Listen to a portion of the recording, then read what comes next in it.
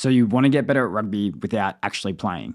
I take that as you want to elevate your game in any way possible. And if that sounds about right, then this video is absolutely for you. I've got a bunch of ideas, and they all help in becoming a better player. Some of these you're probably already doing. Then there might be some that you picked up for a little while there and put them back down. And there may just be some that you've never thought of. Hopefully though, you can find one or two that really resonate with you and give you that lift in performance. Firstly, play touch football. Whether that's with friends or in a local competition, it really doesn't matter. So many skills from touch are transferable with rugby. Catching, passing, stepping, numbering up in defense. But what really sets it apart for me compared to all the other sports out there is the similarities in decision making. If you want to master the basics of rugby, touch footy is it. Plus, you recover quickly. Nihi Milner-Scudder, Rico Ioane, Richie Mo'unga, there's an endless list of rugby players who credit a lot of their skills to touch football. Even Springbok winger Cheslin Colby credits his infamous stepping game to playing touch football on the roads back in South Africa as a youngster. If touch football isn't available where you live, there is still a lot of other sports you could play with transferable skills to rugby. I mean, second to touch football, you'd probably be looking at boxing or wrestling, great for footwork, cardio, and all around just not being a pussy. The next thing you might want to try is pretty similar, and I'll go through this quickly because there's a good chance you're already doing it: strength and resistance training. Not only does it make you look good in the team photos, but it's excellent for every physical part of a rugby game.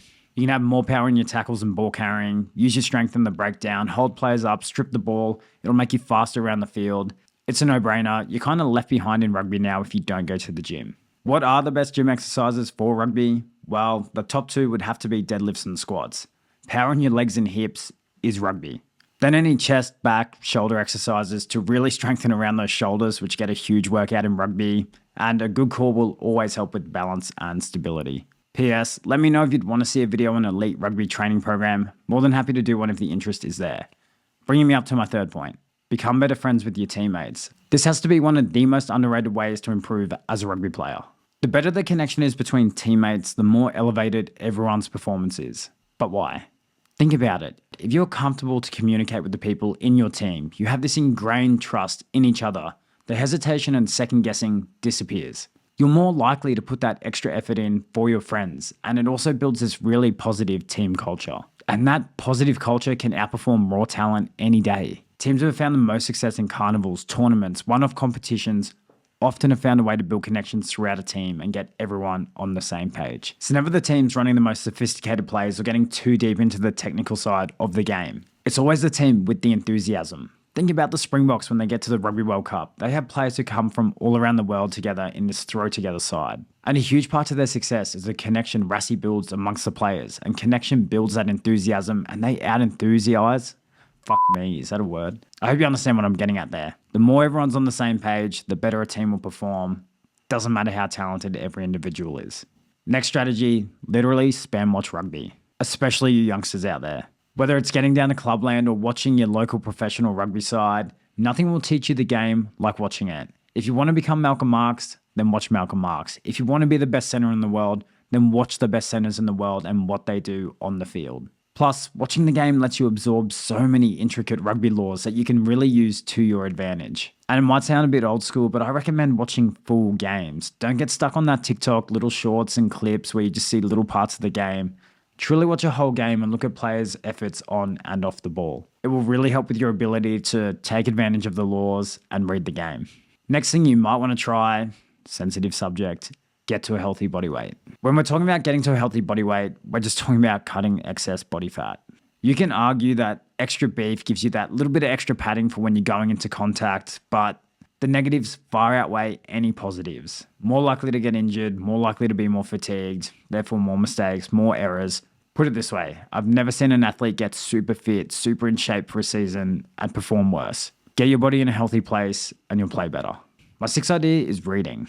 Not to sound like a hippie, but reading rugby-related content can really help you navigate those challenges that can arise in a team environment. I have some books that taught me a range of things, which I wish I read when I was actively playing. And boys, if you like me, I hate reading. I probably never read a book in my life until I started reading rugby stuff. What's interesting though is you can read about some of the most successful rugby teams and just the simplicity behind their strategy when they get into a game.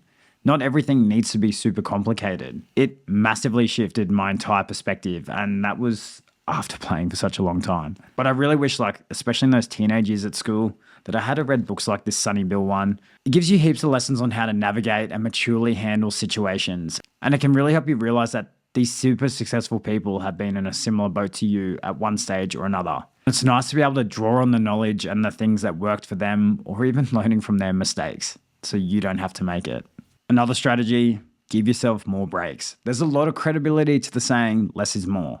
If you made a lot of mistakes in your last game, flogging yourself to rehearse that skill might help. I'm guessing though, it'll stay on your mind a lot longer than it needs to. You will be a lot better off if you just focus on it in your regular training sessions and then give yourself time to freshen up and forget about it. Mentally, that will really help you move forward and play a lot better. And my final tip, work on any of those components of fitness that I'm about to show on the screen. Speed, agility, balance, flexibility, coordination, muscular endurance, all those things are going to help you when it comes to playing rugby. If there's one or two you know you're really bad at, just start slowly chipping away and improving those skills. At some point, they'll help you with your footy. Hope this helped. Thanks for watching. Rugby game 2.